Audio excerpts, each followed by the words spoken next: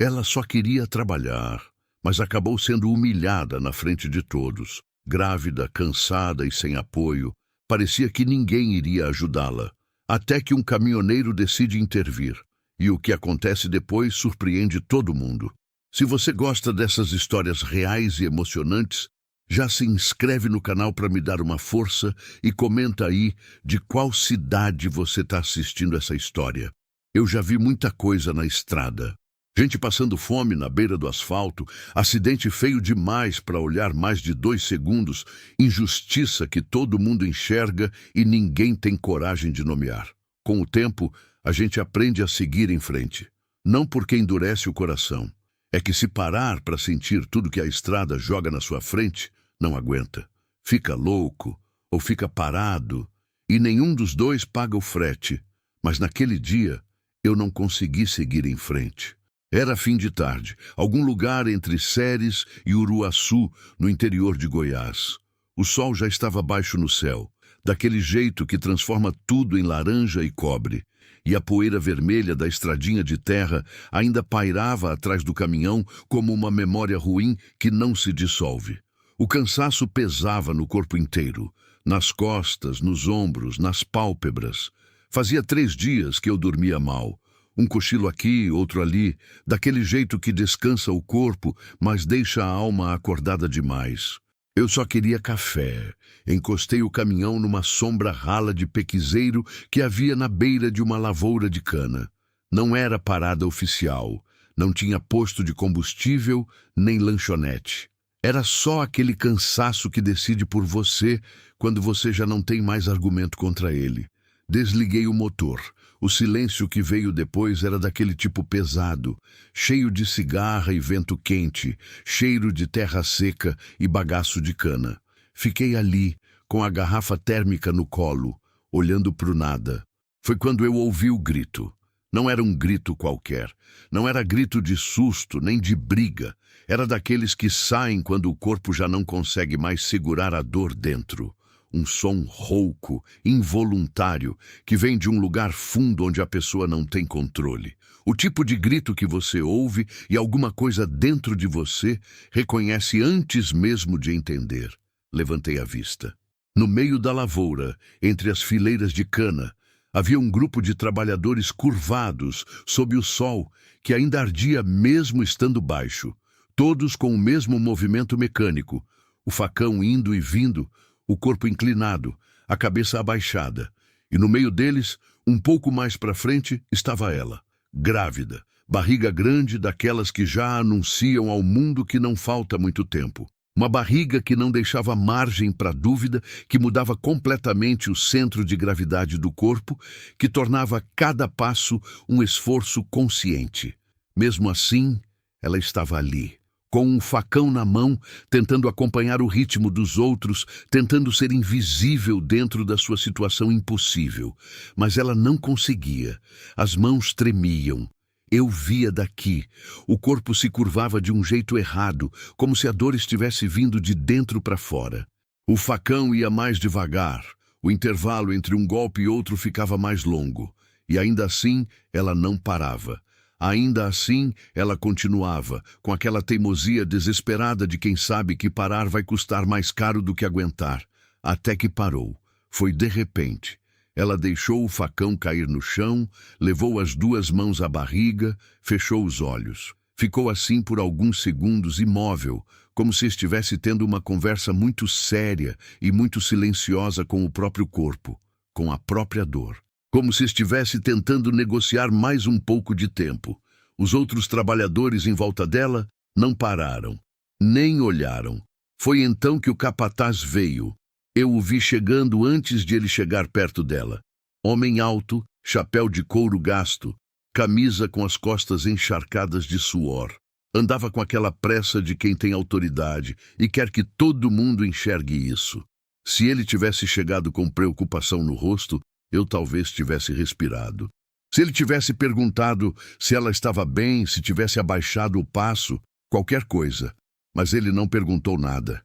Não abaixou a voz. Gritou. Chamou ela de inútil com uma naturalidade que me gelou o sangue. Disse que ali não era lugar para gente fraca, que se não aguentava trabalhar, que fosse embora, que ele não podia perder tempo com quem não rendia. As palavras saíam duras, sem hesitação, como quem já falou aquilo outras vezes e nunca recebeu resposta. E quando ela demorou para se levantar, porque o corpo dela estava pedindo o oposto de se levantar, ele deu um chute violento no balde de plástico que estava do lado dela. O balde voou, capotou, e a água que havia dentro se espalhou pela terra seca, que bebeu tudo em segundos, como se nem isso ela pudesse guardar. Ninguém fez nada. Ninguém. Os outros trabalhadores abaixaram ainda mais a cabeça. Alguns aceleraram o ritmo do facão, como se a atividade pudesse servir de escudo, como se trabalhar mais rápido os tornasse mais invisíveis. Ninguém olhou para ela. Ninguém olhou para o capataz. Todos olhavam para o chão, para a cana, para as próprias mãos, para qualquer lugar que não fosse aquele momento. Eu entendi aquilo. Entendi do jeito mais triste possível. Entendi que eles já tinham aprendido pela força que olhar era perigoso, que se importar custava caro, que o silêncio era a única forma de proteção que tinham. Foi quando ela olhou para mim. Não sei se ela sabia que eu estava ali. Talvez tenha sido coincidência, talvez ela tenha sentido alguma coisa. O fato é que, no meio de toda aquela situação, os olhos dela encontraram os meus. E não era um pedido de ajuda, era pior do que isso. Era um olhar vazio, o olhar de quem já passou pela etapa de pedir ajuda e aprendeu que não adianta, de quem já teve esperança suficiente para ver ela não chegar, de quem aprendeu, na prática mais dura, que o mundo em volta delas não vai se mover e que a única coisa que resta é continuar de pé ou tentar. Aquilo me acertou como um soco no meio do peito, porque eu já tinha visto aquele olhar antes, na minha mãe. Ela apareceu na minha frente com uma clareza que me pegou de surpresa. Minha mãe chegando em casa, depois de um dia de trabalho em fazenda alheia, os pés cheios de terra, as mãos calejadas, tentando sorrir para mim, como se tudo estivesse bem, como se aquele cansaço todo fosse normal, como se dor fosse uma coisa que se engole com o jantar. Lembrei do silêncio dela, das injustiças que ela engolia porque não tinha escolha, porque tinha filho pequeno, porque protestar custava o emprego, e o emprego custava a sobrevivência. Lembrei de como eu era criança e não podia fazer nada. E aí veio a raiva. Não era uma raiva quente, impulsiva, daquelas que passam rápido. Era mais funda do que isso. Era aquela raiva que esquenta devagar, que vai subindo pelos ossos, que quando você sente de verdade, já tomou conta de tudo. Era a raiva de quem já viu essa cena antes e sabe exatamente o que ela significa. Era a raiva que empurra a gente para fazer alguma coisa. Fiquei parado por alguns segundos, com a mão na maçaneta da porta do caminhão. O motor estava desligado.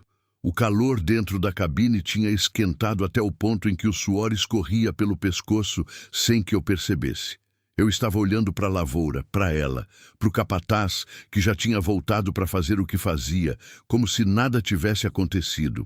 Era fácil ir embora, dar a partida, engatar a marcha, sair dali, e em 15 minutos aquela cena ia virar só mais uma história que eu nunca conto para ninguém. Era o que todo mundo ali já tinha escolhido fazer. Era o que a estrada me ensinou a fazer. Mas se eu fosse embora, eu ia carregar aquele olhar dela comigo pelo resto da vida. Eu sabia disso do mesmo jeito que sei quando vai chover, sem precisar de explicação. Respirei fundo. O ar entrou quente, com gosto de poeira e cana. Abri a porta do caminhão. Desci. Os pés tocaram o chão de terra vermelha e eu fiquei ali, de pé, do lado de fora, olhando para a lavoura. O sol estava quase no horizonte agora, e a luz que vinha de lado alongava as sombras de todo mundo, deixando tudo maior e mais sombrio do que era. Então eu subi no caminhão de volta, mas não foi para ir embora. Liguei o motor. O ronco do diesel quebrou o silêncio da tarde. Engatei a primeira marcha com uma lentidão que era o oposto do que eu estava sentindo por dentro, e apontei o caminhão em direção à entrada da lavoura.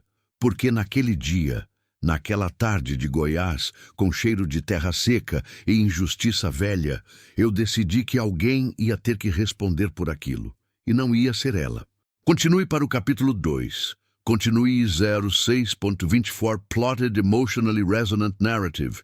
Continuation for Truck Driver. Scene plotted. Emotionally Resonant Narrative Continuation for Truck Driver Scene. Capítulo 2. O peso de uma decisão. Eu não fui para dentro da lavoura de qualquer jeito. Fui devagar, com o motor no ralente, o caminhão avançando pela estradinha de terra batida que cortava a beira da lavoura, levantando uma nuvem fina de poeira vermelha que foi se espalhando nos dois lados como um anúncio. Fui devagar porque precisava pensar. Porque entre a raiva e a ação existe um espaço que, se a gente não respeita, as coisas saem erradas. Meu pai me ensinou isso antes de qualquer outra coisa. Raiva apressada é o caminho mais curto para a vergonha. Mas eu fui. O caminhão era grande. 22 toneladas de carroceria frigorífica com carga de frango congelado, seguindo viagem de Anápolis para Palmas. Um caminhão daquele tamanho, entrando devagar por uma estradinha de lavoura, chama a atenção do mesmo jeito que trovão chama a atenção de criança. Todo mundo para o que está fazendo. E pararam. Vi os trabalhadores erguendo a cabeça um por um, confusos, com aquele olhar de quem não sabe se o que está vendo é ameaça ou salvação. Alguns recuaram um passo, outros ficaram parados, com o facão na mão e a expressão aberta, sem saber o que sentir ainda. O capataz virou. Ficou me encarando enquanto eu parava o caminhão a uns 10 metros dele. Motor ligado, freio de mão puxado. Desci da cabine com calma, ou pelo menos com a aparência de calma, porque por dentro o coração estava batendo num ritmo que não combinava com o jeito que eu estava andando. Chão de terra vermelha sob os pés, cheiro de cana cortada misturado com aquele suor coletivo de fim de tarde. As cigarras continuavam, indiferentes a tudo. Senhor, falei para ele antes de ele abrir a boca. A voz saiu mais firme do que eu esperava. Pode me dizer quem é o responsável aqui? Ele me encarou com aqueles olhos estreitados de quem está calculando. Homem de uns 50 anos, rosto curtido de sol, o tipo de homem que passou a vida inteira mandando em gente que não tinha como reclamar. Ele conhecia bem o espaço que ocupava. Eu estava invadindo esse espaço, e nós dois sabíamos disso. Sou eu. A voz era grossa, sem cerimônia. E você não tem nada a ver com o que acontece aqui dentro, amigo. Amigo, eu ainda não sou seu, respondi sem levantar o tom. Mas o que eu vi de lá da estrada me deu vontade de parar. Ele deu um passo na minha direção. Não era ameaça explícita. Era aquele passo que os homens como ele dão para medir o tamanho do outro, para ver se o outro recua. Eu não recuei. Você viu errado, disse ele, com aquele sorriso torto que é mais aviso do que sorriso. Aqui todo mundo trabalha, todo mundo recebe. Ninguém está aqui por obrigação. Eu quase respondi. Tinha muita coisa para dizer, e toda ela estava engarrafada ali na garganta. Mas então olhei para ela. Ela ainda estava no mesmo lugar onde havia parado, sentada agora, no chão da lavoura, com as duas mãos sobre a barriga, os joelhos dobrados de lado, tentando parecer menor do que era, tentando não ser o centro de nada. Os olhos dela estavam no chão, evitando tudo, evitando o capataz, evitando os outros trabalhadores, evitando a cena que eu estava criando sem pedir licença para ela. E aí me veio o pensamento que muda tudo. E se eu estiver fazendo isso mais por mim do que por ela? Parei, respirei, olhei para ela de verdade, desta vez sem a raiva na frente dos olhos. Ela era jovem, mais jovem do que eu tinha percebido de dentro do caminhão.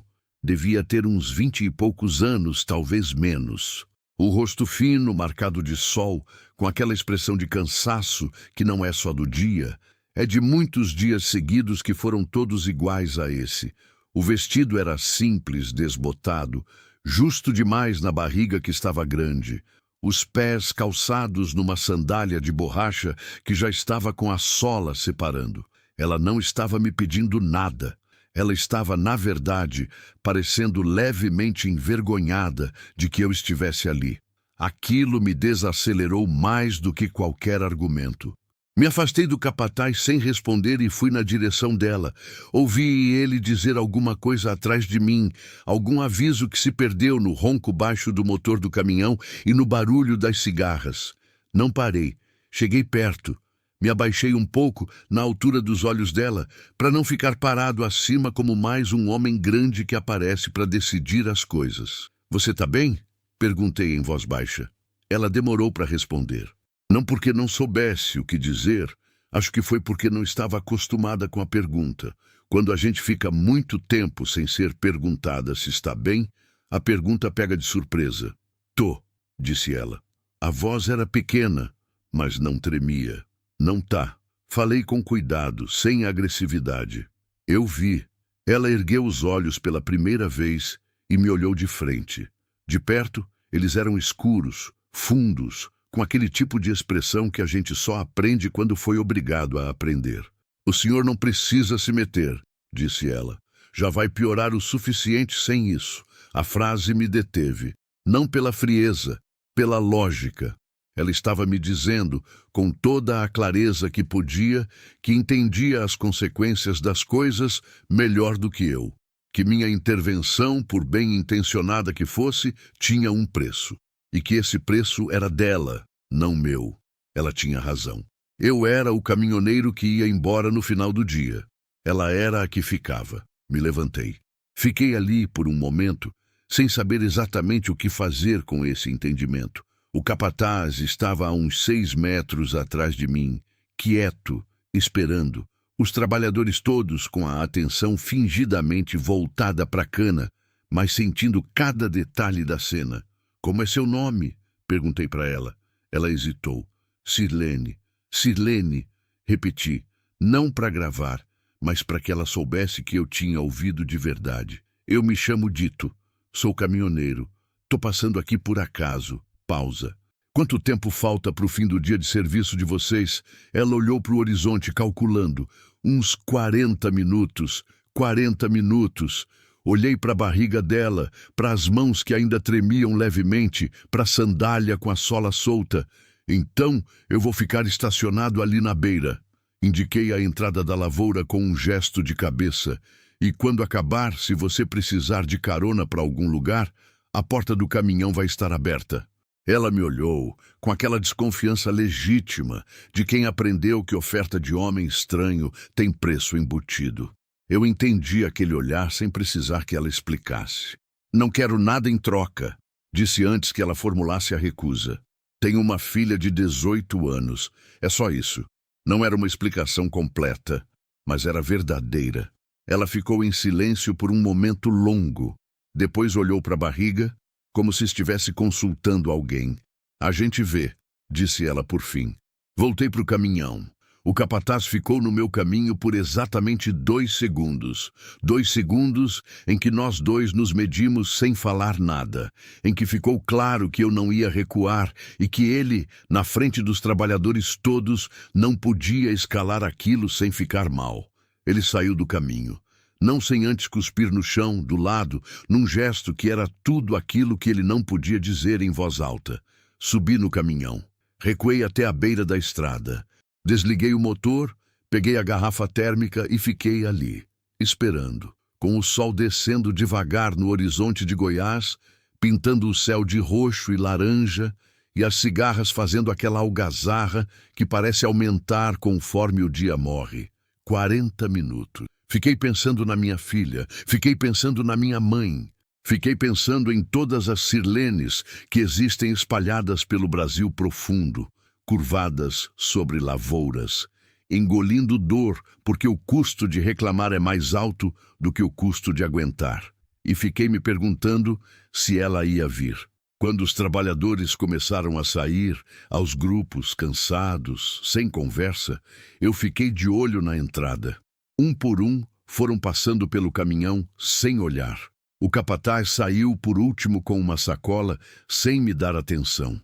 E então, quando eu estava quase convencendo a mim mesmo de que ela não ia aparecer, ela apareceu, caminhando devagar, com a barriga na frente, uma sacola plástica pequena na mão esquerda e o olhar em algum ponto no chão à sua frente. Quando chegou perto do caminhão, parou.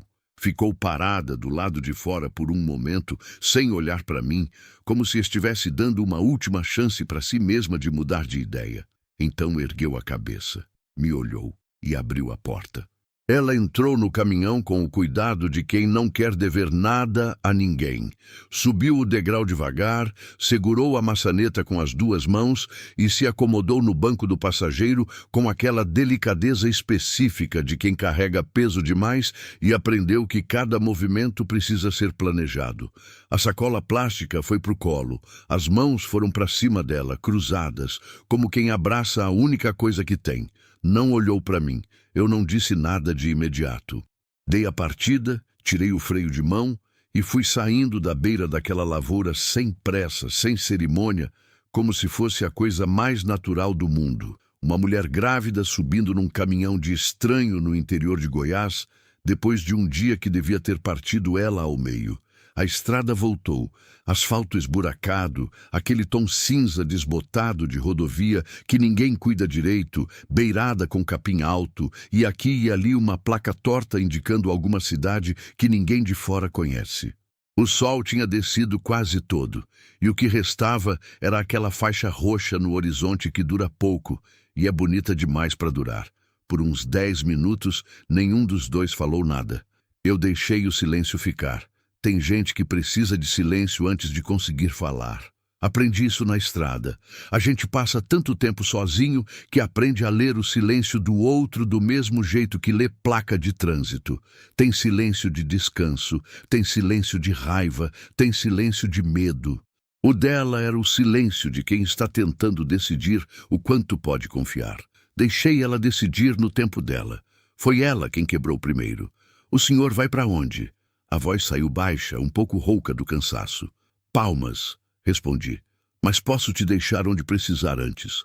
Combinópolis fica no caminho? Eu conhecia. Uma cidade pequena, umas 3 horas dali. Nem grande, nem pequena. Daquelas cidades do interior que existem no mapa, mas que a maioria das pessoas passa sem perceber. Fica sim. Ela assentiu com a cabeça, olhos ainda na estrada, e voltou ao silêncio. Mas era um silêncio levemente diferente do anterior, menos tenso, como se a resposta que eu dei tivesse tirado algum peso de algum lugar. Passou mais um pouco. O senhor tem filho? Perguntou ela de repente. Tenho. Uma filha. Pausa. Ela mora com a mãe, em Anápolis. 18 anos agora. Vê ela com frequência? A pergunta era simples. Me pegou de surpresa assim mesmo. Menos do que eu deveria. Eu falei com honestidade. A estrada não é boa nisso. Você vai embora, você volta, mas o tempo que passou não volta com você. Ela ficou quieta de um jeito que me disse que entendeu aquilo de um lugar fundo. Essa é sua primeira gravidez? Perguntei depois de um tempo. Segunda, disse ela. Depois, o primeiro não ficou. Não perguntei mais nada sobre isso. Às vezes a frase que vem curta é a que carrega mais. A gente aprende a não cutucar o que foi dito assim. O asfalto foi melhorando um pouco conforme nos afastávamos da vicinal e entrávamos numa rodovia maior. Os faróis do caminhão já estavam acesos, abrindo um cone de luz amarela na escuridão que foi chegando depressa, do jeito que a noite chega no cerrado, sem avisar, de uma vez, como se tivesse esperado o último pedaço de sol ir embora para tomar conta de tudo. Quanto tempo falta? Ela perguntou. E eu entendi que era sobre a gravidez, não sobre a viagem. Você não sabe? Sei pelo que o médico disse, mas médico eu não vejo faz um mês. Aquilo desceu pesado. Um mês sem consulta? Não tem como ir, disse ela sem drama, com a naturalidade de quem está relatando um fato geográfico. O posto de saúde mais perto fica em São Luís de Montes Belos. Para ir lá, precisa de ônibus. Ônibus custa. E o dinheiro que eu ganho na lavoura vai pro aluguel e pro rancho. Não sobra. Eu não disse nada, não porque não tinha o que dizer. Tinha coisa demais. Mas às vezes falar é a menor coisa que você pode oferecer. O pai da criança sabe? Perguntei depois de uma curva longa. O silêncio que veio foi diferente dos outros, mais denso, com peso. Sabia, disse ela. E a escolha do verbo no passado disse tudo o que ela não precisou detalhar. Ficamos em silêncio por um longo tempo depois disso. A estrada corria. O motor cantava aquela nota grave e constante que para mim é quase meditação. E o cerrado ia passando dos dois lados, escuro, imenso, indiferente. Então ela disse, quase para si mesma. Ele foi embora quando a barriga apareceu. 7 palavras. 7 palavras que contavam uma história inteira. O começo, o meio e o fim de algo que ela provavelmente passou muito tempo tentando entender. A voz não tremeu. Não havia amargura excessiva. Não havia aquele tipo de dor que pede testemunha. Era só o relato seco de alguém que já processou o suficiente para conseguir dizer em voz alta. Mas eu ouvi o que estava embaixo. E você foi para a lavoura para se sustentar, para me sustentar e pagar a dívida que ficou. Ela virou o rosto para a janela. O aluguel era no nome dele. Quando ele foi, a dona da casa disse que eu ficava, mas que a dívida dos 2 meses atrasados era minha. O farol de um carro que vinha no sentido contrário iluminou por um segundo o perfil dela. Rosto cansado, queixo firme, aquela firmeza que não é teimosia, é a firmeza de quem não tem o luxo de desmoronar. Sirlene. Falei o nome com cuidado. Você tem família em Combinópolis? Tenho minha tia Geralda, disse ela. Ela não sabe que eu tô grávida. Olhei para ela de soslaio. Como assim? Não falei para ela. Uma pausa. A gente não se fala faz tempo. Tivemos uma briga besta, uma daquelas que começa por nada e termina em silêncio longo. Quando descobri a gravidez, o Fábio ainda estava comigo. Aí não precisei de ninguém. Depois, quando ele foi, fiquei com vergonha de ligar. Vergonha de quê? Ela demorou. De ter acreditado que ele ficaria. A resposta era tão honesta que machucou um pouco só de ouvir. Continuei dirigindo. A rodovia estava vazia naquele trecho, só nós e a escuridão e o cerrado fechado dos dois lados. Às vezes, passava uma fazenda distante com uma luz acesa, e eu ficava pensando em quem era aquela pessoa, acordada naquela hora, naquele lugar, e o que estava passando na cabeça dela. Sua tia vai te receber. Falei depois de um tempo. O senhor não conhece a Geralda, disse ela, e pela primeira vez ouvi algo parecido com humor na voz. Não conheço, mas conheço briga de família. Respirei. Briga de família que dura é a exceção. A regra é que a gente briga, silencia e fica esperando alguém ter coragem de ligar primeiro. Sua tia está esperando isso. Ela não respondeu, mas ficou quieta de um jeito pensativo, não de um jeito fechado, como se estivesse rodando aquilo na cabeça. Passamos por um trecho de obra, os cones laranjas refletindo nos faróis, a pista estreitando para uma faixa só. Eu reduzi a velocidade, atento. O caminhão pesado pede cuidado em obra, especialmente à noite. Especialmente quando a sinalização é aquela bagunça improvisada que a gente encontra no interior. Foi quando ela levou a mão à barriga de um jeito diferente dos outros. Não era o gesto protetor de antes, era uma pressão, uma tentativa de conter. Sirlene, tô bem, disse ela depressa. Depressa demais. Você tá bem? Ela respirou fundo pelo nariz. É contração. Já faz uns dias que aparece assim. O médico falhou que era o corpo treinando, que era normal. Falsa contração. Pelo menos eu acho que é. Aquele pelo menos eu acho ficou pairando dentro da cabine como fumaça. Com que frequência tá vindo? Ela ficou em silêncio um segundo. Hoje tá mais do que ontem. O estômago deu uma virada. Tentei manter a expressão do mesmo jeito. Não servia de nada assustar ela com o que eu estava sentindo. Mas por dentro eu fiz um cálculo rápido e nada confortável. Estávamos a pelo menos 2 horas de Combinópolis, e o último lugar com alguma estrutura de saúde que tínhamos passado ficava uns 40 minutos atrás. Quanto tempo entre uma e outra? Perguntei, tentando soar casual. Ela colocou a mão na barriga de novo, monitorando. Não sei, não fiquei contando. Começa a contar agora. Ela me olhou de lado. O senhor sabe alguma coisa de parto? Sei que não quero descobrir nada novo sobre o assunto nessa estrada. Falei com honestidade. Por isso você vai começar a contar. Ela quase sorriu. Foi rápido. Um movimento no canto da boca que veio e foi. Mas eu vi. Ficamos assim pelos quilômetros seguintes. Ela com a mão na barriga, de olho no tempo. Eu com os olhos na estrada, de olho nela. O motor cantando. O cerrado passando escuro dos dois lados. Então ela disse com uma voz que tinha mudado de tom. Dito, era a primeira vez que ela usava meu nome. Fala. Essa foi mais forte. Olhei para ela. A mão estava pressionada com força na lateral da barriga. O rosto tinha uma concentração de quem está tentando respirar no ritmo certo. Quanto tempo desde a última? Ela olhou para o relógio no painel. 12 minutos. 12 minutos. Eu sabia o suficiente sobre parto para saber que 12 minutos não era número para ficar despreocupado. Não com uma mulher que estava um mês sem consulta, trabalhando em lavoura até hoje, sem acompanhamento, sem ninguém. Peguei o celular no apoio entre os bancos e joguei para ela. Abre o mapa e me fala o hospital mais perto daqui. Ela pegou o celular com mãos que agora, eu notei, tremiam de um jeito diferente de quando eu a vi na lavoura. Não era tremor de exaustão. Era o tremor de quando o corpo começa a entender o que está acontecendo antes da cabeça aceitar. Ela digitou, esperou, olhou para a tela. E quando me disse o resultado, eu entendi que a noite ia ser muito mais longa do que eu tinha planejado.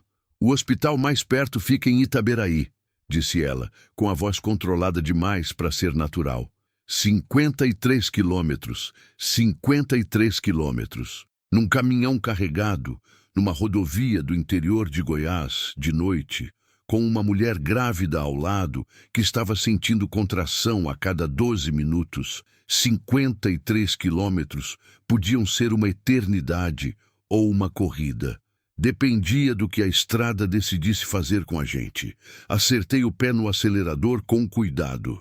Não podia ir rápido demais. Caminhão pesado em curva molhada é tragédia anunciada. Mas podia ir mais do que eu estava indo. O motor respondeu com aquela voz grossa de quem está sendo pedido e o velocímetro subiu. Tenta ligar para o SAMU, falei. O número é 192, disse ela, já discando. Ficou com o telefone no ouvido. Esperou, esperou, tirou do ouvido, olhou para a tela, tornou a discar. Não está completando. A voz tinha uma rachadura fina que ela estava tentando esconder. Sinal ruim. Continua tentando.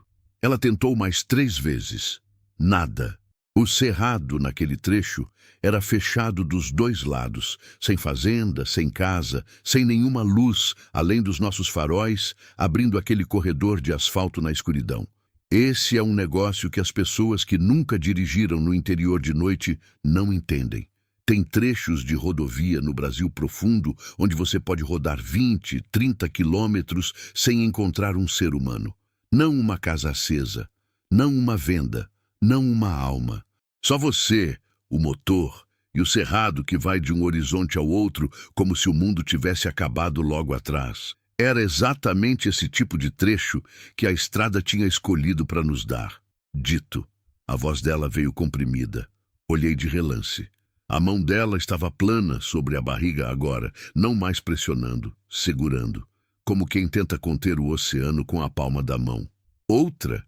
Ela assentiu sem falar. Conta o tempo. Tirei os olhos dela e voltei para a estrada. 60, 65 no velocímetro, o máximo que eu podia tirar sem comprometer o controle. A carroceria frigorífica pesava o caminhão de um jeito que eu sentia em cada irregularidade do asfalto, cada buraco, cada remendo mal feito que sacudia tudo de cima a baixo. Passou, disse ela depois de uns 40 segundos. Quanto tempo desde a última? Ela olhou para o relógio.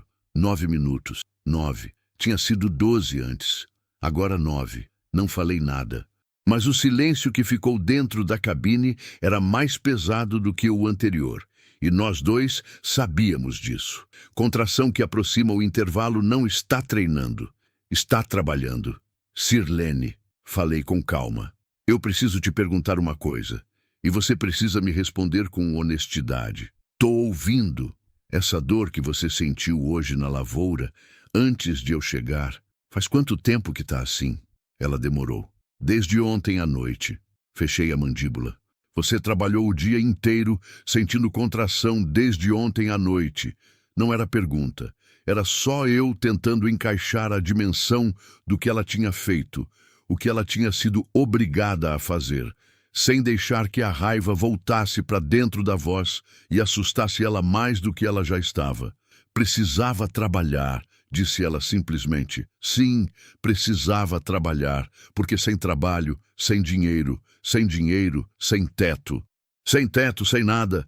Ela e aquela criança que estava chegando sem pedir licença. Eu entendi demais. E entender doeu. Foi aí que a chuva começou.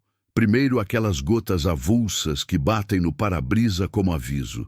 Depois, em menos de 2 minutos, um paredão d'água que caiu de uma vez, como se o céu tivesse guardado aquilo o dia inteiro e decidido largar tudo num só momento.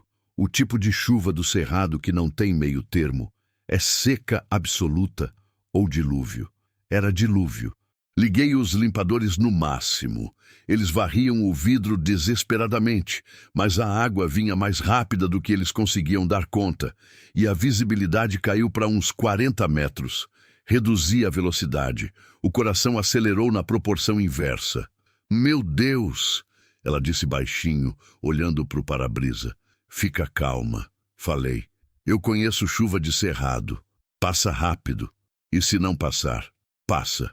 Mas por dentro eu estava fazendo contas que não fechavam bem. 40 quilômetros ainda. Chuva fechada.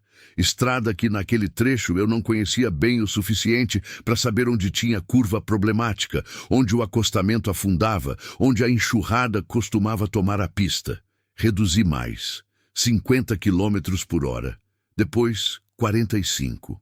O caminhão andava devagar demais para a urgência que eu sentia e rápido demais para a segurança que a chuva exigia. Era aquele equilíbrio impossível que a estrada às vezes impõe, onde qualquer escolha tem um custo. Dito. A voz dela tinha mudado. Olhei. Ela estava com os olhos fechados, a testa levemente franzida, a respiração saindo em pequenos jatos curtos pelo nariz.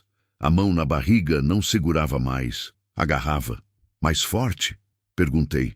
Ela concordou com a cabeça sem abrir os olhos. Respira fundo, devagar, pela boca. Sei como se respira, disse ela entre os dentes, com um fio de humor que me aliviou mais do que ela podia imaginar. Quanto tempo? Perguntei quando passou. Ela abriu os olhos. Olhou para o relógio. E o que eu vi no rosto dela quando leu o número foi uma expressão que ela tentou esconder e não conseguiu completamente. Um lampejo rápido de algo entre o susto e o entendimento. 6 minutos. 6 minutos. Peguei o celular do apoio. Um sinal. Um bar, fraco, aquele que aparece e desaparece. Disquei 192 antes de ele sumir. Ficou tentando conectar por uns 4 segundos que pareceram 4 minutos. Depois caiu. Tem algum número que você consegue ligar? Alguém que possa ir ao... Já deixei. Tenho o número da tia Geral. Liga para... Sirlene, agora não é hora de ter vergonha. Liga. Ela olhou para mim. Depois olhou para o telefone. Ficou nessa hesitação por um segundo que durou muito mais do que um segundo. Aquele momento em que a gente está prestes a abrir mão do orgulho e ainda está barganhando com si mesmo se vale a pena. Discou. Ficou com o telefone no ouvido. Eu ouvia-o chamar, fraco, no silêncio que havia entre as rajadas de chuva no para-brisa. 1 vez, 2, 3. Ela não está atendendo. A voz saiu pequenininha. Deixa chamando. 4, 5. Então alguém atendeu. Eu ouvi a voz de uma mulher do outro lado, grossa, um pouco ronca de quem foi acordado, porque eram quase 10 da noite, eu percebi só agora. A voz disse alô, com aquela impaciência reservada para as ligações que chegam tarde. Sirlene abriu a boca e fechou. Abriu de novo. Tia Geralda, disse ela. A voz saiu partida no meio e ela não conseguiu consertar. Tia, sou eu, sou a Sirlene. Ouvi a voz do outro lado mudar completamente de tom. O que veio depois eu não ouvi direito. A chuva, o motor, a distância do telefone do meu ouvido. Mas vi. Vi o rosto de Sirlene desfazendo aquela armadura que ela tinha construído com tanto cuidado ao longo de meses ou anos. Vi o queixo firme tremer pela primeira vez, vi os olhos encherem, não transbordar, só encher, como copo que chegou no limite. Tia, eu tô grávida, disse ela, e tô num caminhão na estrada. E eu acho que a criança quer vir. Aquilo foi a frase mais corajosa que eu ouvi em muito tempo. A tia Geralda explodiu do outro lado do telefone. Não de raiva, de tudo ao mesmo tempo. Ouvi a voz dela subir, perguntas saindo atropeladas, e vi Sirlene respondendo com aquela mistura de alívio e choro contido que a gente tem quando encontra alguém que vai se importar depois de muito tempo sem ter ninguém. Enquanto elas falavam, continuei dirigindo. A chuva tinha aliviado um pouco. Não tinha parado, mas tinha saído do estágio de dilúvio e voltado para chuva forte, daquelas que os limpadores ainda conseguem lidar. A visibilidade tinha melhorado. O asfalto brilhava molhado sob os faróis e a estrada ia se revelando curva por curva, reta por reta, 32 quilômetros para Itaberaí. Ela vai para o hospital, disse Sirlene baixando o telefone. Ela mora a 20 minutos de lá. Ótimo. Ela ficou brava comigo, disse ela. Mas o jeito que disse, com aquele alívio de quem esperava pior, me disse que brava era bom. Brava significava que se importava. Esperado, falei. Brava vai passar. 20 anos de briga não resistem a neto chegando. Ela ficou em silêncio por um momento. Bisneto, corrigiu ela baixinho. A Geralda é a avó da minha mãe.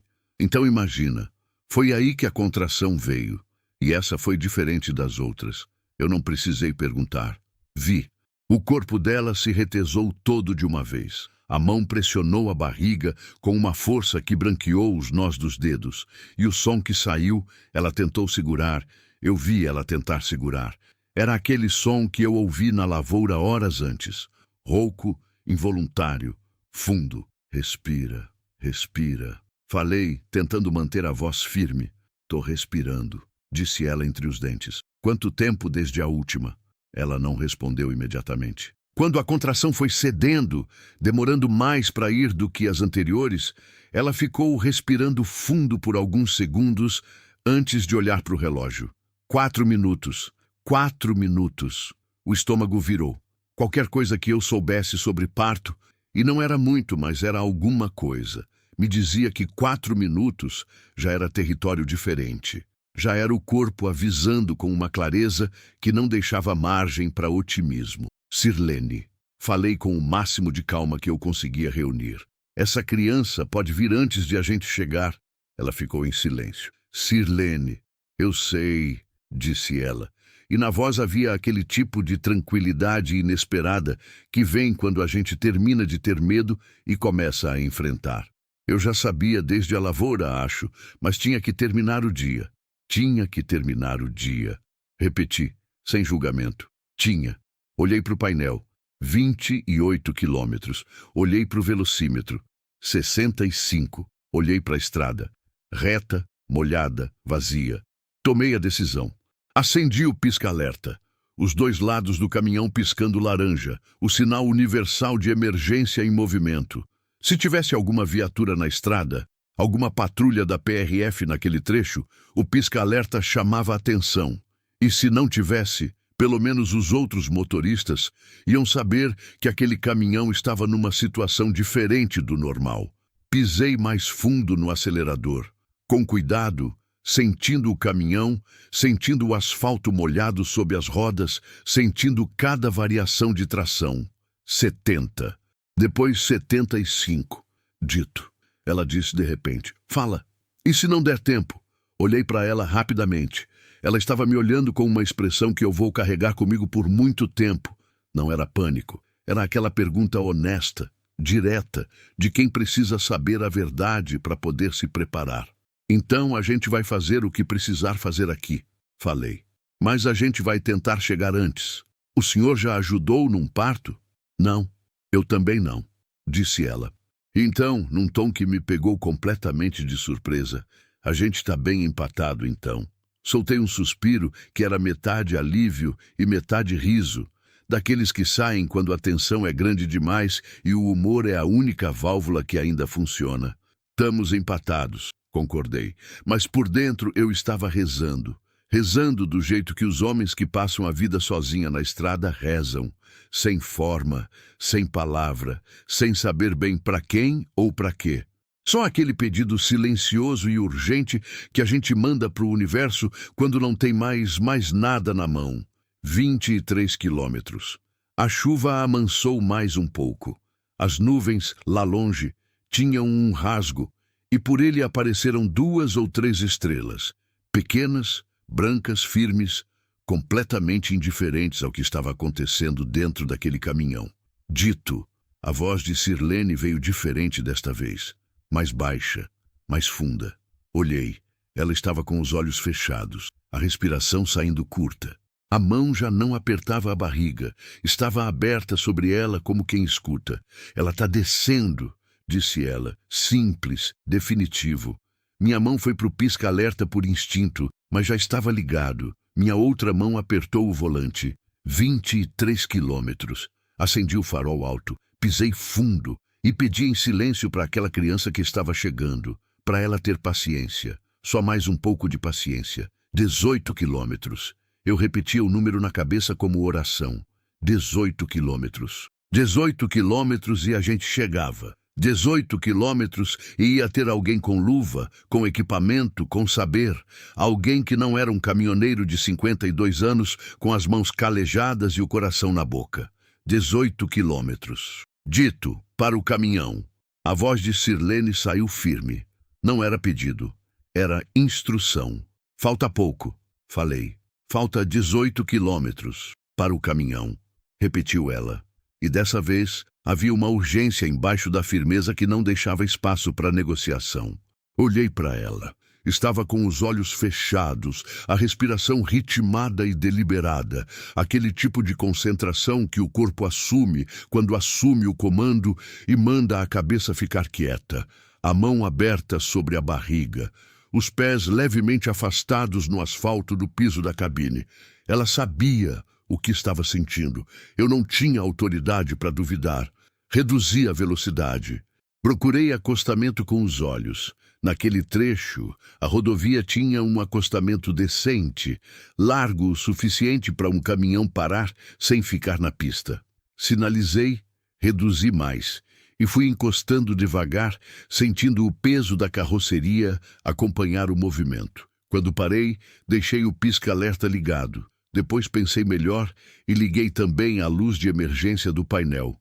Aquela vermelha, a que você aciona só quando a situação é de verdade. Desliguei o motor. O silêncio que entrou foi diferente de todos os outros silêncios daquela noite. Era o silêncio de quem parou porque precisou parar, não porque escolheu. A chuva ainda caía, mas fina agora, quase garoa, batendo no teto da cabine com um som mole e contínuo. "O que você precisa?" perguntei. "Recline meu banco", disse ela. "O máximo que der." Encontrei a alavanca do banco do passageiro, puxei. O encosto foi cedendo para trás até ficar quase horizontal. Sirlene ajeitou o corpo com aquela lentidão cuidadosa de quem está ao mesmo tempo sentindo demais e tentando sentir tudo com precisão. "Tem alguma coisa limpa aí?" perguntou ela. Abri o compartimento atrás do banco do motorista. Tinha sempre uma mochila lá. Troca de roupa, nécessaire, coisas de viagem longa. Puxei uma camiseta que eu sabia que estava limpa, dobrada, saída da lavanderia 3 dias antes. Uma toalha pequena de rosto. Coloquei na mão dela sem perguntar. "Tem luz aqui dentro?" ela perguntou. Liguei a luz interna da cabine. O teto acendeu com aquela luz amarelada e fraca que os caminhões têm, mas que naquele momento pareceu a coisa mais importante que eu podia oferecer. "Dito", ela disse, e parou. "Fala, fica aqui." Uma pausa. "Não precisa fazer nada, só fica aqui." Aquelas palavras me chegaram num lugar que eu não esperava. "Não precisa fazer nada, só fica aqui." Era o pedido mais simples e mais pesado que alguém pode fazer.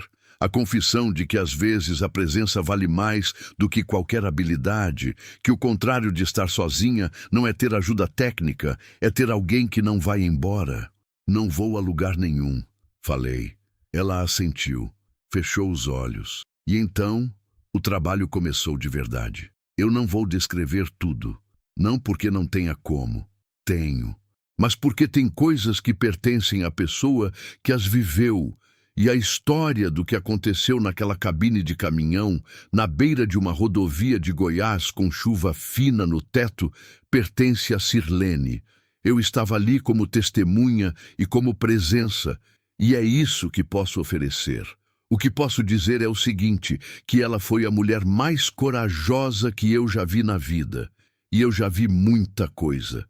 Que quando a dor vinha, ela respirava, não gritava, não chorava, respirava, com aquela determinação calada de quem decidiu que dor não vai ganhar dessa vez. Eu ficava do lado, segurando a mão quando ela estendia a mão, soltando quando ela precisava de espaço, dizendo coisas baixas e inúteis como "tá bem, tô aqui, vai passar". As frases que a gente diz não porque resolvem algo, mas porque o silêncio seria insuportável. Que em algum momento, sem perceber, comecei a rezar em voz alta, baixinho, quase sussurrado, sem forma. Não sei para quem. Ela não comentou. Acho que ajudou mais a mim do que a ela, que o celular ficou tentando sinal a cada 2 minutos e não encontrava nada. A tia Geralda estava esperando em Itaberaí, sem saber o que estava acontecendo. O hospital estava a 18 quilômetros, que poderiam ser 18 léguas, que a chuva parou completamente em algum momento. Sem que eu percebesse, parou. E quando parou, o cerrado ficou silencioso de um jeito que parecia proposital, como se o mundo tivesse decidido dar um segundo de quietude para aquilo que estava acontecendo. E então, num momento que eu não soube exatamente quando chegou, porque o tempo dentro daquela cabine tinha parado de funcionar do jeito normal, ouvi um som, pequeno, agudo, irritado. O som de alguém que chegou e quer que todo mundo saiba. Fiquei parado. O coração bateu uma vez, forte, e depois ficou quieto por um segundo, que durou o suficiente para eu sentir o peso inteiro daquele momento descer pelos ombros e se assentar em algum lugar dentro do peito, onde as coisas que importam ficam guardadas. Sirlene estava com a criança nos braços, pequena, enrolada na camiseta que eu tinha dado, vermelha e furiosa e viva, completamente viva, protestando contra o mundo com toda a força que um ser de poucos segundos consegue reunir. "É menina", disse Sirlene. A voz saiu diferente de todas as outras vozes que ela tinha usado naquela noite, mais suave, mais funda, como se tivesse saído de um lugar que só abriu agora. "É menina, dito." Não consegui responder de imediato. Tinha um nó na garganta que eu não esperava encontrar ali. Sou um homem que passou a vida na estrada, que viu muita coisa, que aprendeu a engolir emoção para poder continuar. Mas aquele choro pequeno, irritado, daquele ser minúsculo que havia chegado sem pedir licença dentro do meu caminhão, numa estrada escura de Goiás, depois de tudo que aquela noite tinha sido, aquilo passou por cima de qualquer defesa que eu tinha. Virei o rosto, fingi estar verificando o retrovisor. "Ela tá bem?" Perguntei, com a voz que sai quando a gente está tentando não deixar ela sair diferente. "Tá berrando", disse Sirlene, com aquele humor exausto e iluminado de quem acabou de fazer a coisa mais difícil e mais extraordinária da vida. "Berro forte é sinal que tá bem." "É", concordei, ainda de lado. "É sinal que tá bem." Me virei. A luz amarela fraca da cabine caía sobre elas duas. Sirlene reclinada, o rosto molhado de suor e de algo que eu não ia nomear, com aquela expressão que não tem nome certo, que é cansaço e espanto e amor e alívio tudo de uma vez. E a menina no colo dela, pequenininha, enrolada na camiseta azul que tinha saído da minha mochila, ainda protestando contra a existência com toda a convicção que tinha. "Ela precisa de hospital", disse eu, voltando ao que havia para fazer. "Você também." "Eu sei. Vou tentar pegar sinal." Peguei o celular, abri a porta do caminhão, desci. O asfalto molhado cheirava aquele cheiro específico de chuva em estrada quente. Petricor misturado com borracha e asfalto, um dos cheiros mais reconhecíveis da minha vida de rodovia. O céu tinha aberto completamente agora, e as estrelas estavam todas ali, mais do que antes, como se a chuva tivesse lavado o céu do mesmo jeito que lavou a estrada. Andei uns passos para longe do caminhão, levantando o celular. 1 bar, 2, sumiu, voltou, 2 barras, disquei 192, chamou, alguém atendeu. SAMU, qual é a emergência? Parto recém-realizado na estrada. Falei, mãe e bebê precisam de atendimento. Estou na BR-153, sentido Itaberaí, acostamento aproximadamente 18 quilômetros antes da cidade. Caminhão com pisca-alerta e luz de emergência ligados. A atendente começou a fazer perguntas. Respondi tudo o que sabia, tudo o que não sabia, e o que não sabia disse que não sabia. Em 2 minutos, eu tinha a confirmação. Uma ambulância saindo de Itaberaí, tempo estimado de 20 minutos. Liguei na sequência para o número da tia Geralda, que Sirlene tinha discado antes. Atendeu no primeiro toque. Ela estava esperando, provavelmente sem conseguir parar de andar em círculos desde a ligação de Sirlene. Senhora Geralda, meu nome é Dito. Eu tô com sua sobrinha. Pausa. A bebê nasceu, as duas estão bem. Tem ambulância a caminho. O que veio do outro lado foi uma mistura de choro, agradecimento a Deus e mais choro, e depois perguntas que eu respondi com a calma que ela precisava ouvir. Quando desliguei, fiquei parado ali por um momento, do lado de fora do caminhão, com o celular na mão e o céu aberto acima de mim. As estrelas. Fiquei olhando para as estrelas por alguns segundos. Não sei porquê. Acho que precisava de um momento só meu, não de emoção, não de pensamento. Só um momento de existir ali, pequeno, na beira de uma rodovia do interior do Brasil, com o chão molhado sob os pés e a consciência de que alguma coisa tinha acontecido aqui esta noite que ia ficar comigo pelo resto da vida. Voltei para o caminhão. Sirlene estava acordada, olhando para a menina com aquela atenção absoluta de quem está catalogando cada detalhe de um rosto que nunca vai esquecer. A menina tinha parado de chorar. Estava quieta, olhos fechados, com a expressão séria e totalmente absorta dos recém-nascidos, como se estivesse processando com toda a calma do mundo a informação de ter chegado. Ambulância vem a caminho, falei. 20 minutos. Tá bom, disse ela sem tirar os olhos da filha. Subi, fechei a porta e fiquei no meu banco em silêncio. O pisca-alerta continuava piscando laranja lá fora, marcando o ritmo, e lá longe um grilo tinha voltado a cantar depois da chuva, um só, tentativo, como se estivesse verificando se o mundo ainda estava no lugar. Já pensou no nome? Perguntei, depois de um tempo. Ela ficou em silêncio por um momento. Tava pensando em esperança, disse ela, mas parecia pretensioso demais. Não parece não. Você acha? Acho, falei. Pretensioso é nome que não cabe em quem leva. Esperança cabe nessa menina. Ela olhou para a filha. Esperança. Experimentou em voz alta, depois de novo, mais baixo, como quem assina um documento. Esperança. A menina não reagiu. Continuava com aquela expressão de filósofa recém-chegada, séria e concentrada no mistério de existir. Ficamos assim os 20 minutos seguintes. Sirlene e a filha. Eu no banco do motorista, quieto, o pisca-alerta piscando, o grilo lá fora, as estrelas lá em cima. Quando as luzes da ambulância apareceram lá no fundo da reta, primeiro 2 pontos azuis e vermelhos piscando no horizonte, depois o som da sirene chegando pelo asfalto molhado, senti alguma coisa afrouxar dentro do peito. Aquela tensão que eu não tinha percebido que estava carregando a noite inteira, travada em algum lugar entre os ombros e o externo, foi cedendo devagar, como cabo de aço que relaxa depois de ter sustentado peso demais. A ambulância parou na frente. 2 socorristas desceram correndo. Abri a porta do caminhão. Um deles veio na minha direção. O senhor é quem ligou? Sou. Como ela está? Bem, as duas. A menina nasceu há uns 20 minutos. Choro forte. Tá aquecida.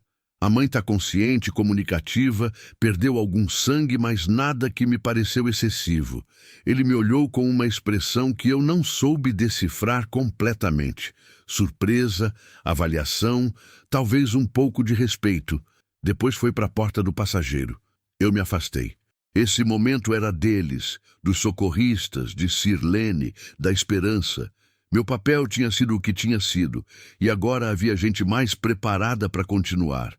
Fui para a frente do caminhão, me apoiei no para-choque, cruzei os braços e fiquei olhando para a estrada que se estendia lá na frente, vazia, molhada, brilhando sob os faróis como um rio de asfalto cinza. Pensei na minha filha. Pensei que eu ia ligar para ela amanhã cedo, antes de chegar em Palmas. Que eu ia ligar, sem ter razão especial, sem aniversário nem data, só para ouvir a voz dela. Só para dizer que eu estava pensando nela. Essas coisas que a gente adia porque a estrada vai passando, os fretes vão chegando, o tempo vai sumindo entre um destino e outro, até que a gente olha para trás e percebe que ficou devendo muitas ligações sem razão especial. A gente sempre acha que tem mais tempo. Então, às vezes, aparece uma noite como essa para lembrar que não tem. Ei, a voz de Sirlene. Me virei. Ela estava sendo ajudada a sair do caminhão pelos socorristas, a menina já numa manta aquecida no colo de um deles. Ela tinha os pés no asfalto, o corpo frágil e forte ao mesmo tempo, me olhando por cima do ombro de um dos socorristas. Obrigada, disse ela. 2 palavras, ditas com aquela simplicidade que vale mais do que qualquer discurso. Não precisa, respondi. Preciso sim. Ela não deixou eu diminuir. O senhor podia ter ido embora. Na lavoura, você podia ter ido embora. E aqui, você podia ter ido embora. E não foi. Fiquei sem resposta. Não foi, repetiu ela, como se quisesse que eu ouvisse de verdade. Um dos socorristas disse alguma coisa baixo para ela e ela assentiu, deixando ser guiada para a maca que haviam posto do lado da ambulância. Antes de se deitar, olhou uma última vez para mim. Vai conhecer a esperança algum dia? Aquilo me pegou de jeito que eu não esperava. O nó na garganta voltou, teimoso, sem aviso. Se Deus quiser, falei. Ela assentiu. E foi. A ambulância foi embora com as luzes acesas, mas sem sirene. Fiquei parado na beira da rodovia, vendo as luzes azuis e vermelhas diminuírem lá na reta, até virarem 2 pontos pequenos, depois um só ponto, depois nada. O asfalto molhado foi ficando quieto. O grilo continuava. Algum bicho no cerrado fez um som único e misterioso que eu nunca tinha ouvido antes e provavelmente nunca vou ouvir de novo. Fiquei ali por uns 5 minutos, sem fazer nada. Só fiquei. Tem momentos na vida em que agir seria um desrespeito ao que acabou de acontecer, em que a única coisa certa é parar, deixar o peso da coisa descer por você do jeito que ela quer descer, sem pressa, sem tentar organizar em palavras ou pensamentos antes de ser hora. Aquela noite merecia esse silêncio. Aquela mulher, aquela menina, aquele parto numa cabine de caminhão iluminada por uma lâmpada amarela fraca no meio de Goiás. Tudo aquilo merecia que eu ficasse parado na beira da estrada por 5 minutos sem tentar entender nada. Então, entrei no caminhão. A cabine tinha um cheiro diferente agora. Não sei explicar direito. Era o cheiro normal de caminhão de viagem longa, diesel e couro velho e ar-condicionado que nunca lava direito. Mas havia algo mais. Algo que ficou. Que ia ficar. Peguei a camiseta que Sirlene havia deixado dobrada no banco do passageiro. Limpinha do jeito que ela conseguiu deixar antes dos socorristas levarem tudo. A dobra estava cuidadosa demais para ter sido feita às pressas. Ela tinha dobrado de propósito. Uma última gentileza pequena, do tipo que as pessoas fazem quando não tem como pagar com outra coisa. Segurei a camiseta por um momento. Depois dobrei por cima da dobra dela e coloquei de volta na mochila. Dei a partida. O motor acordou com aquele ronco familiar que, depois de 23 anos na estrada, eu ouço mais como respiração do que como barulho. A indicação do painel mostrou 0 horas. A bateria tinha descarregado um pouco com tudo ligado. Nada grave. Coloquei o caminhão na estrada e fui. 18 quilômetros até Itaberaí. Passei pela cidade devagar. Era quase meia-noite. As ruas do centro estavam vazias, com exceção de um bar que ainda tinha luz, 2 homens conversando na calçada, um cachorro atravessando a rua sem olhar para os lados, com aquela autoridade que cachorro de cidade pequena tem. O hospital estava numa rua lateral, iluminado, com a ambulância parada na entrada. Desaceleei quando passei. Olhei. Não parei. Ela estava em boas mãos. A tia Geralda estava a caminho. Havia uma equipe médica, havia aquecimento, havia tudo que eu não tinha e que ela precisava. Minha parte tinha sido a parte de antes. Parar agora só atrapalharia, e eu sabia disso. Mas olhei. Olhei para a entrada iluminada do hospital com aquela consciência específica de quem está deixando algo para trás que vai continuar existindo sem ele, que vai existir melhor sem ele, aliás, e que isso é como deve ser. E que doer um pouco faz parte. Continuei. A rodovia voltou larga e escura, e Palmas estava a mais 3 horas de distância. 3 horas de asfalto, cerrado, postos de combustível, aquelas antenas de rádio que piscam vermelho no escuro e que sempre me parecem sinais de algum lugar que não é daqui. Botei um rádio baixo, uma música sertaneja velha, daquelas que a gente não escolhe, que a rádio passa e você deixa porque combina com a madrugada. A voz do cantor era rouca e cansada da forma certa, e a música falava de alguma coisa que eu não fiquei prestando atenção na letra, só no tom. O tom era certo. Dirigi em silêncio por uns 40 minutos. Então, peguei o celular. Minha filha se chama Renata. 18 anos, mora com a mãe em Anápolis, estuda administração no período noturno e trabalha numa farmácia de dia. A última vez que falei com ela de verdade, não aquele "tô bem, tá bom, beijo", que a gente chama de ligação, mas que não é, foi há quase 2 meses. Ela tinha me ligado num domingo querendo contar alguma coisa sobre a faculdade, alguma situação com uma professora, e eu estava no meio de uma manobra de balança e falei que ligava depois. Não liguei. Depois virou mais depois, que virou semana que vem, que virou esse tempo que passa sem que a gente perceba. E de repente são 2 meses. Eram 11h42 da noite. Ela estava provavelmente dormindo. Ou talvez não.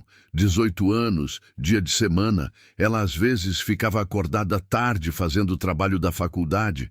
Ou talvez estivesse dormindo sim, e eu fosse acordar ela, e ela ia atender com aquela voz sonolenta e levemente irritada que os filhos têm quando o pai liga tarde.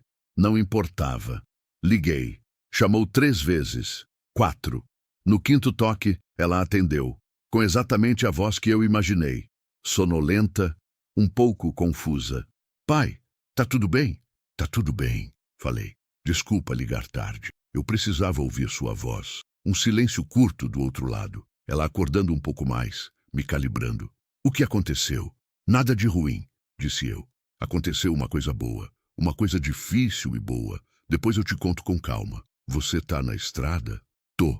Indo para Palmas." "Que horas você chega?" "Umas 3 da manhã." "Pai." A voz tinha mudado.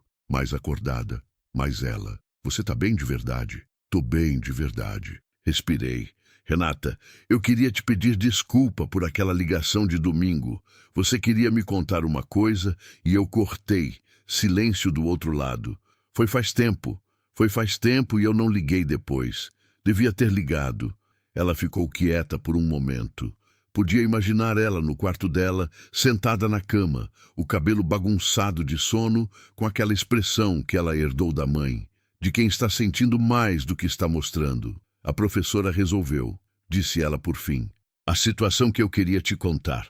Resolveu sozinha. Ainda quero ouvir." "Pai, são quase meia-noite." "Eu sei, mas eu tô aqui. Se você quiser contar, eu tenho ouvido." Outro silêncio, mais curto. E então ela começou a contar. Eu dirigi e ouvi. Ouvi de verdade. Não o tipo de ouvir que a gente faz enquanto está fazendo outra coisa, aquele ouvir pela metade. Ouvi inteiro. Era uma história pequena, daquelas que cabem numa tarde e não mudam o mundo. Uma questão com uma professora de contabilidade, uma nota injusta, uma situação em que minha filha tinha se colocado no lugar de um colega e falado o que achava.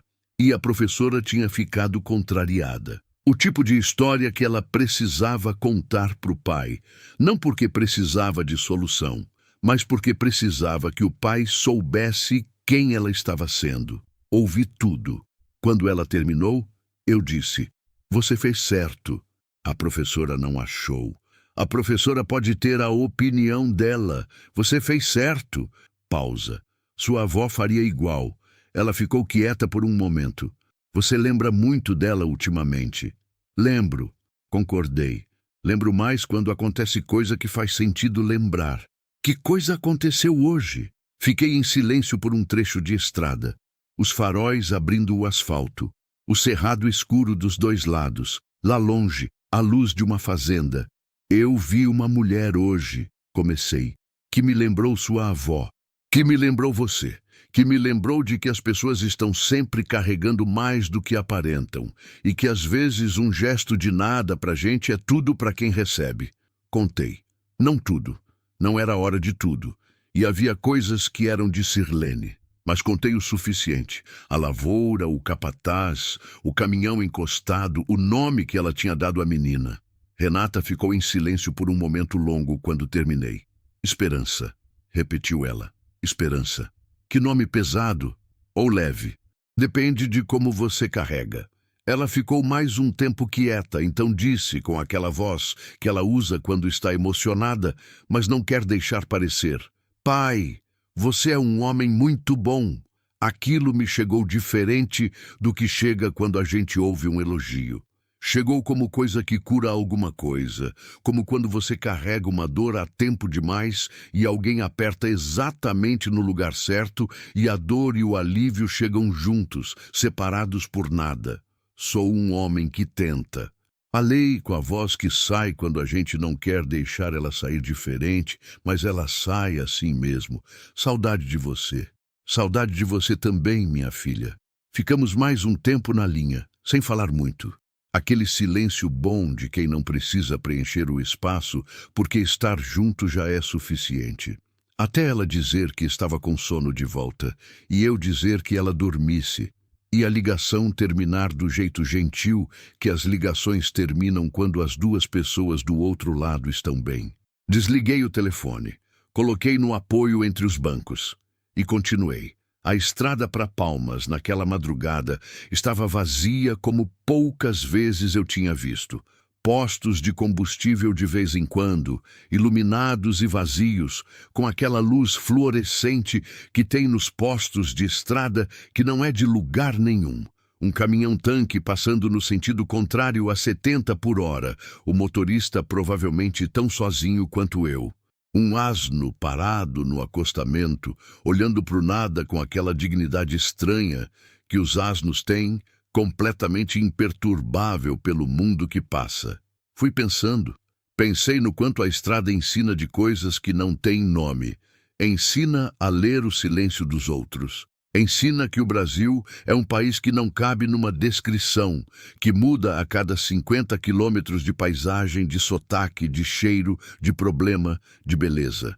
Ensina que a solidão pode ser escolhida e que, quando é escolhida, não é bem solidão. É um tipo de companhia com si mesmo que a maioria das pessoas não se permite ter.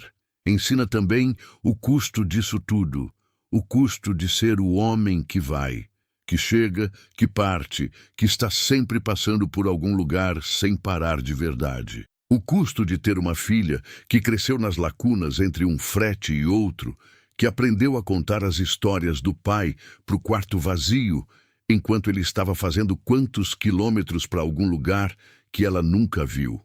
Eu sabia esse custo, sempre soube, mas sabia do jeito que a gente sabe as coisas que não quer encarar de frente. Sabe de lado, sabe com um olho fechado, sabe de um ângulo que não mostra tudo. Naquela noite o ângulo mudou. Não foi um momento de revelação dramática. Não foi um estalo. Foi mais como quando você ajusta a direção do caminhão grau por grau, sem que ninguém de fora perceba, mas o destino final muda completamente. Fui pensando em parar, não de dirigir. A estrada está no sangue de um jeito que não tem desfazimento. Mas parar de ser o homem que está sempre passando. Parar de transformar saudade em frete e distância em desculpa. Minha filha tinha 18 anos e uma história com professora de contabilidade que ela precisou guardar 2 semanas antes de conseguir me contar. Daqui a 2 anos, ela ia ter outra história que eu não ia estar por perto para ouvir na hora certa. E depois outra, e de repente ela ia parar de guardar porque ia perceber que não tinha endereço fixo para mandar. Eu não queria ser esse pai. Não sei o que ia mudar exatamente. Não tinha plano. Não tinha decisão tomada com detalhes. Mas tinha uma direção. Aquela que muda 2 graus e depois mais 2, e de repente você está num lugar que não estava antes. Palmas apareceu no horizonte às 3h17 da manhã. Primeiro as luzes da periferia, espalhadas e laranja. Depois o núcleo iluminado da cidade, refletindo nas nuvens baixas, com aquele brilho difuso que as cidades têm vistas de longe à noite, como se estivessem aquecidas por dentro. Depois, os primeiros sinais de trânsito, as primeiras ruas, o GPS me direcionando para a distribuidora onde eu ia entregar a carga ao amanhecer. Parei o caminhão numa área de descanso perto da distribuidora. Motor desligado. Aquele silêncio de chegada, diferente do silêncio de estrada. Mais firme, mais concreto, com a textura de quem parou. Fiquei sentado por um tempo no escuro da cabine. Pensei em Sirlene, naquele hospital de Itaberaí, com a tia Geralda do lado agora, provavelmente, aquela mulher de voz grossa que atendia o telefone tarde da noite e explodia de amor quando soube da sobrinha. Pensei na Esperança dormindo naquele lugar misterioso e profundo em que os recém-nascidos dormem, já fazendo o trabalho de aprender a existir. Pensei em como aquelas duas iam acordar amanhã com a vida completamente diferente de como estava há um dia, e que essa diferença tinha passado pelo meu caminhão. Não me sinto herói. Nunca me senti. Sinto que estava na estrada certa, na hora certa, e que tive a sensatez de não ir embora. Isso é tudo. Mas às vezes isso é o suficiente para mudar 3 vidas. A de uma mulher, a de uma criança que veio ao mundo num banco de caminhão e a de um homem que estava ficando velho sem perceber e que precisava disso para lembrar quem era. Antes de deitar no beliche da cabine, mandei uma mensagem para Renata, só uma linha. Semana que vem eu vejo se consigo uns dias aí em Anápolis. Saudade de você. Ela respondeu em 3 segundos. Às 3h20 da manhã, minha filha estava acordada, esperando. Eu também, pai. Vem logo. Coloquei o celular no carregador, fechei os olhos e pela primeira vez em muito tempo dormi de verdade, sem aquele alerta fundo que fica ligado mesmo quando a gente dorme, aquela antena de caminhoneiro que monitora o vento e a temperatura e o tempo que falta. Dormi pesado, sem sonhos que eu me lembre, com o cheiro da cabine que agora tinha um nome dentro de mim. O cheiro de uma noite que não foi fácil e que por isso mesmo valeu cada quilômetro. 3 semanas depois, recebi uma mensagem num número que eu não tinha salvo. Oi, Dito, é a Sirlene. A Geralda me ajudou a achar seu número com o pessoal da distribuidora de Palmas. Espero que não se importe. Queria te dizer que a Esperança tá bem. Eu tô bem. Fiquei uns dias no hospital, mas fui embora sem problema. Tô na casa da tia Geralda por enquanto. A gente tá se conhecendo de novo, eu e ela. É como o senhor disse. Ela estava esperando eu ligar primeiro. Obrigada por tudo que você fez naquela noite. Obrigada por não ter ido embora na lavoura. Obrigada por não ter ido embora em nenhum momento. A Esperança um dia vai saber que nasceu no caminhão de um homem bom numa estrada de Goiás. Cuida de você. Li a mensagem 3 vezes. Depois respondi. Cuida de você também, Sirlene. E da Esperança. Ela chegou com muita força. Isso não muda. Guardei o telefone. Fora, a estrada esperava. Como sempre espera. Sem julgamento, sem pressa. Sem prometer nada além do que ela é. Mas eu já não era o mesmo homem que entrou nela naquele dia. E isso aprendi naquela noite É o máximo que a estrada pode oferecer a quem tem coragem de não desviar quando o momento pede. Não o destino, a transformação. Fim.